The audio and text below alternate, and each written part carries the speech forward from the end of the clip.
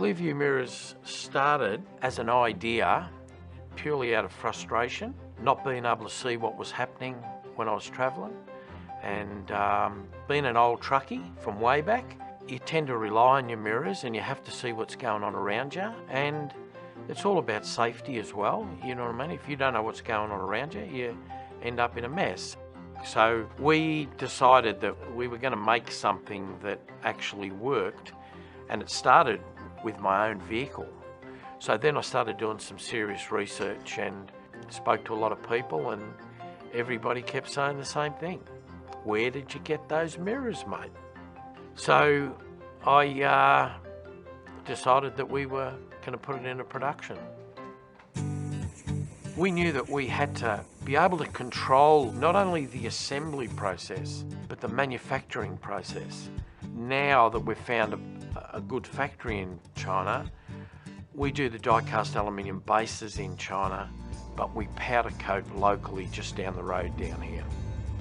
All the powder coating and everything is all done by hand with a gun. As the automated systems, we tried them, but we found we got a much better result by paying more money and having them done by hand. There's more control.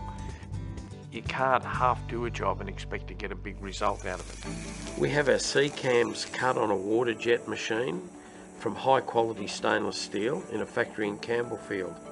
When the cams are cut, the cams are welded onto our arms, and all their arms are made down the back of the factory here. All our cams are stainless, our pins are stainless, we use stainless screws in the heads. And then all the different models are made up. We've got like 40 different models of vehicles. We've got different combinations of mirror heads. We've got chrome with indicators. We've got a black textured finish. D-Max, Holden Colorados, Rodeos, Ford Territories, Rangers, Mazdas, Land Cruisers, Mitsubishis, it just goes on. We've spent a lot of time and effort building our mirrors so that they will fit all these things and they become a plug and play. Over a period of time, we kept getting approached by different dealers around the country to supply mirrors to them.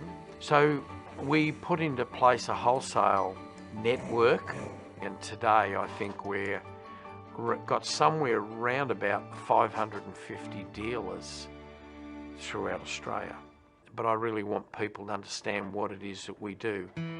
You know, we're the only company in the world that does towing mirrors as a straight bolt-on, plug-in, and just go caravanning. Those that want to buy on price, I just tell them to go away. I'm not interested. They take our product because it does the job. They pay more for it because it costs us more to build it, but we stand behind it. Any warranties that we offer, we don't simply just offer it without doing any testing.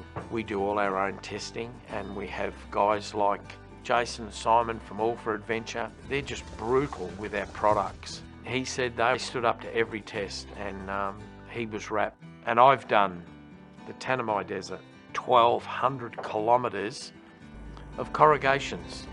Haven't had any failures.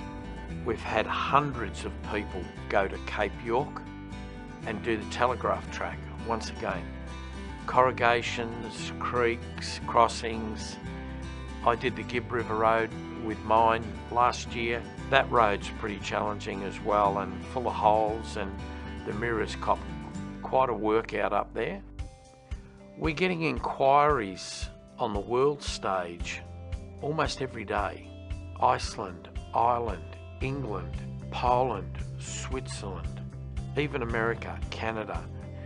What we're trying to do now is offer dealers our products overseas with the intention of possibly having somebody distribute for us in a few of these other countries, and we've had a number of inquiries. It's a case of being able to work with partners over there that you can rely on and put your expertise forward so that they can reap the rewards of sales as well.